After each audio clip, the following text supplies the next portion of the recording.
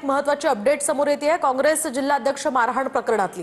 दरम्यान छत्रपती शिवाजी महाराजांबद्दल अपशब्द वापरल्यामुळे मारहाण केल्याचं स्पष्टीकरण देण्यात आलंय। मारहाण करणाऱ्या चंदू आगे यांनी हे स्पष्टीकरण दिलंय। शिवरायांबद्दल अपशब्द वापरल्यामुळे मारहाण केली, मात्र अपहरण केलेलं नाही असंही चंदू आगे म्हणालेत। माझ्यावर खोटे आरोप लावले जात आहेत असंही आगेंनी म्हटलंय। मारहाण करणाऱ्या चंदू आगे यांचा एक व्हिडिओ सुद्धा समोर आला। सकाळी उठून मी व्यायाम करत असतो, रनिंगला जात असतो। बेलापूर रोड येथे जात असताना मला सदर व्यक्ती सचिन गुजर तिथे दिसला। तर मी त्या सचिन गुजरला म्हटलं, अरे बाबा तू शिवाजी महाराजांबद्दल असा अपशब्द का वापरतो, अरे का रे का करतो? तो म्हणे का तुझा बाप लागतो का म्हणे, तो असं बोलला। त्याच्यामुळे माझा अजून राग अनावर झाला। मग मी त्याला 2-3 फटके तिथं बेलापूर रोडला मारले मी त्याला त्या ठिकाणी, आणि मग तो तिथून निघून गेला। मी माझं निघून आलो तिथं। आणि याच्यापेक्षा दुसरं तिथं काही नाही। आणि किडनॅपिंग केलं असं ते सोशल मीडियावर व्हायरल करू राहिली, हे चुकीचं आहे। मी काय दाखल करायचं ते करा, पोलीस स्टेशन मध्ये गुन्हे दाखल करा, काय करायचं ते करा। मी जामीन सुद्धा घेणार नाही महाराजांसाठी, मी सर्वस्वी काही पण करीन। सोलापुरात एक महत्त्वाची बातमी। सोलापुरात जिल्हा परिषदेच्या ग्रामपंचायत अधिकाऱ्याची आत्महत्या। ग्रामपंचायत अधिकारी प्रकाश बाविस्कर यांनी आत्महत्या केल्याची माहिती आहे। वरिष्ठ अधिकाऱ्यांच्या त्रासाला कंटाळून आत्महत्या केल्याचा आरोप होतोय।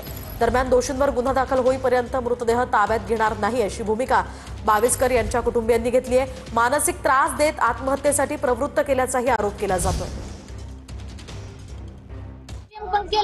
दबाव टाकताय सगळेजण, ते पोलीस लोक काय म्हणले तुम्हाला? आमचा गुन्हा दाखल करा पाहिजे, एफआयआर आताच नोंद करा पाहिजे। कुठे आहे अधिकारी अक्षय शेंडगे आणि त्यांची रेकॉर्डिंग आहे। मग त्यांचे ते बोलले पण आहेत डेप्युटी सीओ बद्दल। काय बोलले ते? सूर्यकांत भुजबळांबद्दल काय बोललेत ते?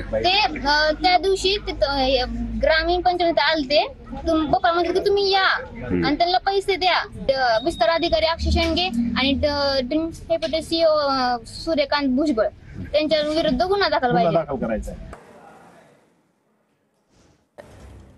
एक ब्रेकिंग न्यूज। मुंबई गोवा महामार्गावर कीटकनाशकांचा टँकर उलटल्याची माहिती आहे। महामार्गावरच्या हातखंबा या ठिकाणी हा टँकर उलटलाय।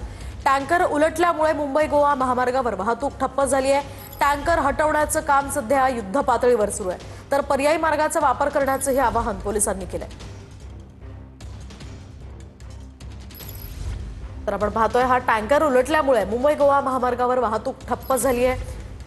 आता हा टँकर सरळ करण्याचं काम केलं जातंय, मात्र यामुळे वाहतूक कोंडी मोठ्या प्रमाणात झाली आहे। प्रवाशांना मनस्ताप सहन करावा लागतोय। मुंबई गोवा महामार्गावरची ही दृश्य सध्या आपण पाहतोय। अधिकची माहिती जाणून घेऊयात आमचे प्रतिनिधी मनोज लेले यांच्याकडून। मनोज, काय सांगाल, हा टँकर आता उलटला आणि मोठी वाहतूक कोंडी झाल्याचं कळतंय? मोहिनी, नक्कीच 3 महिन्यातली ही तिसरी घटना आहे आणि हा केमिकलचा टँकर आहे। कीटकनाशक वाहून नेणारा हा टँकर आहे। गोव्याहून मुंबईच्या दिशेनं टँकर जात होता आणि सकाळी 10:30च्या सुमारास हा अपघात झालेला आहे। आणि पूर्णपणे या टँकरची केबिन जी आहे ती पूर्ण या अपघातामध्ये वेगळी झालेली पाहायला मिळते आहे। आणि सध्या मुंबई गोवा महामार्गावरची वाहतूक जी आहे ती पूर्णपणे ठप्प असलेली पाहायला मिळते। जवळपास 4 किलोमीटरच्या रांगा या मुंबईच्या दिशेनं तर गोव्याच्या दिशेनं जाणाऱ्या सुद्धा जवळपास 4 किलोमीटरच्या रांगा या ठिकाणी पाहायला मिळत आहेत। अग्निशमन यंत्रणा आणि स्थानिक पोलीस यंत्रणा या ठिकाणी पोहोचलेल्या आहेत। पूर्णपणे वाहतूक सुरळीत करण्यासंदर्भातले युद्धपातळीवर प्रयत्न सुरू आहेत। मात्र सध्या क्रेनच्या सहाय्यानं हा जो टँकरचा जो भाग आहे तो या ठिकाणी सुरक्षित स्थळी या ठिकाणी बाजूला केला जातो आहे। कीटकनाशक या टँकरमध्ये आहे। कुठलंही जरी घातक केमिकल नसलं तरी पण कीटकनाशक आहे आणि या कीटकनाशकामुळे डोळ्यांना त्रास होऊ शकतो। त्यामुळे इथल्या नागरिकांनी सुद्धा सतर्कता बाळगावी असं आवाहन या ठिकाणी करण्यात आलेलं आहे। मात्र सकाळी 10:30 वाजल्यापासून पूर्णपणे मुंबई गोवा महामार्गावरची वाहतूक ही ठप्प असलेली पाहायला मिळते। वाहनांच्या लांबच लांब रांगा सध्या मुंबई गोवा महामार्गावरती दिसताना पाहायला मिळत आहेत। सुरक्षितपणे नक्कीच धन्यवाद मनोज दिलेल्या या सविस्तर माहितीसाठी। जेजुरी गडावर चंपाषष्ठी उत्सवानिमित्त भाविकांनी दर्शनासाठी मोठी गर्दी केली आहे। भंडाऱ्याची उधळण करत भाविकांनी येळकोटचा जयघोष या ठिकाणी केलाय। दुपारी वांग्याचं भरीत आणि रोडग्यांचा देवाला प्रसाद दिला जातो आणि त्यानंतर चंपाषष्ठी उत्सवाची सांगता होते।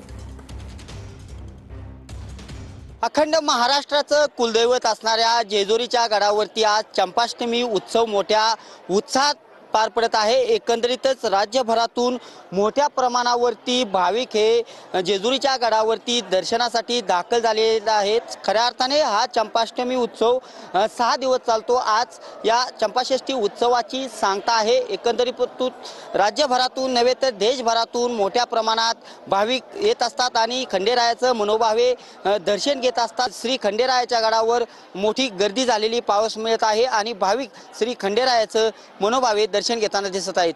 कॅमेरा पर्सन विकीसह मी दीपक कापरे, TV9 मराठी, जेजुरी. नांदेडमधून नांदेड महानगरपालिकेच्या मतदान यादीत बंगाली नागरिकांची नावं असल्याचं समोर आलंय. तर शिंदेच्या शिवसेनेकडून यादीवर आक्षेप टाकण्यात आलाय. एकाच घरात 50 ते 60 मतदार आहेत. शिवाय प्रभागांची लोकसंख्या कमी, मतदान जास्त असाही आरोप करण्यात आलाय. शिंदे सेनेचे शहर प्रमुख तुलजेस यादव यांच्याकडून यादी दुरुस्तीची मागणी होतीये. एक महत्वाची अपडेट समोर येते. लाल किल्ला मेट्रो स्टेशन परिसरातील स्फोट प्रकरणी ही महत्वाची अपडेट आहे. उमर नबीला आश्रय देणाऱ्या एका आरोपीला NIA कडून अटक करण्यात आली आहे. अटक केलेला आरोपी हा हरियाणाच्या धौज या परिसरातला रहिवासी असल्याची माहिती आहे.